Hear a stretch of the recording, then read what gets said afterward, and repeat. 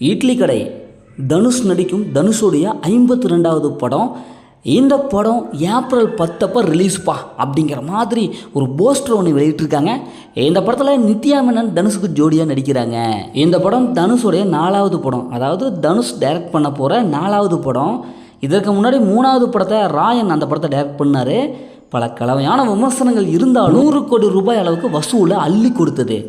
GV Prakash இந்த படத்துக்கு music பண்ணுறாரு. இது எல்லாத்துக்குமே தெரிஞ்ச விஷயம் தான். இன்னும் முக்கியமான பிரமுகர்கள்லாம் இந்த படத்தில் இருக்காங்க. இந்த படத்தை பார்க்கும்போது ஒரு கமர்ஷியல் படமாக இருக்குமோ அப்படின்னு தான் தோணுது. படம் வெளிவந்ததுக்கப்புறம் தான் தெரியும் படம் எந்த அளவுக்கு பாசிட்டிவாக இருக்கும் அப்படின்ட்டு. இந்த படத்தில் பார்த்தினா உங்களுடைய கருத்தில் மறக்காமல் கமெண்ட் பாக்ஸில் கமெண்ட் பண்ணுங்கள். பிசாசு 2 மிஸ்கின் டைரக்ஷனில் பிசாசு 2 இந்த படம் இப்போ வெளிவரும் அப்போ வெளிவரும் அப்படின்னு சொல்லிட்டு ஏகப்பட்ட அப்டேட்லாம் வந்திருந்தது. பல தடைகளையும் தாண்டி இப்போ ரிலீஸுக்கு தயாராக இருக்குது. 2025 மார்ச் மாதத்தில் இந்த படத்தை நாங்கள் ரிலீஸ் பண்ணிடுவோம் அப்படின்னு சொல்லிட்டு ஒரு போஸ்டர் ஒன்று வெளியிட்டிருக்காங்க. இந்த படத்தில் விஜய் சேதுபதி அவங்க ஒரு முக்கிய கேரக்டரில் நடிக்கிறாங்க.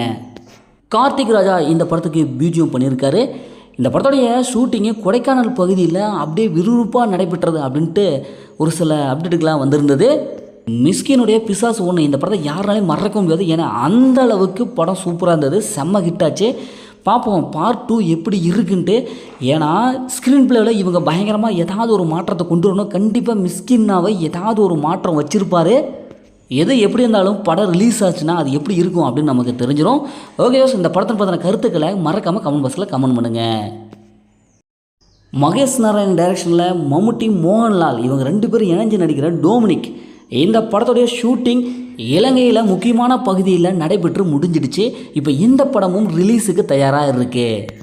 இந்த படம் வருகின்ற ஜனவரி 23 கண்டிப்பாக ரிலீஸுப்பா அப்படிங்கிற மாதிரி அதிகாரப்பூர்வமாக படக்குழுவினர் ஒரு அப்டேட் ஒன்று வெளியிட்டிருக்காங்க. இந்த படத்தில் கௌதம் வாசுமேனன் இவங்களும் இருக்காங்க. படம் கண்டிப்பாக ஒரு சஸ்பென்ஸ் த்ரில்லர் படமாக தான் இருக்கும் அப்படிங்கிற மாதிரி எதிர்பார்க்கப்படுது. ஓகே, இந்த படம் வெளிவந்துச்சுன்னா எந்த மாதிரியான ஒரு ஹைப்பை ஏற்படுத்தும் அப்படிங்கிறத பொறுத்திருந்து பார்ப்போம். இந்த படத்தினை பற்றின கருத்துக்களையும் மறக்காமல் கமெண்ட் பாக்ஸில் கமெண்ட் பண்ணுங்கள். மீண்டும் அடுத்த ஒரு புதிய மூவி அப்டேட்டில் சந்திப்போம்.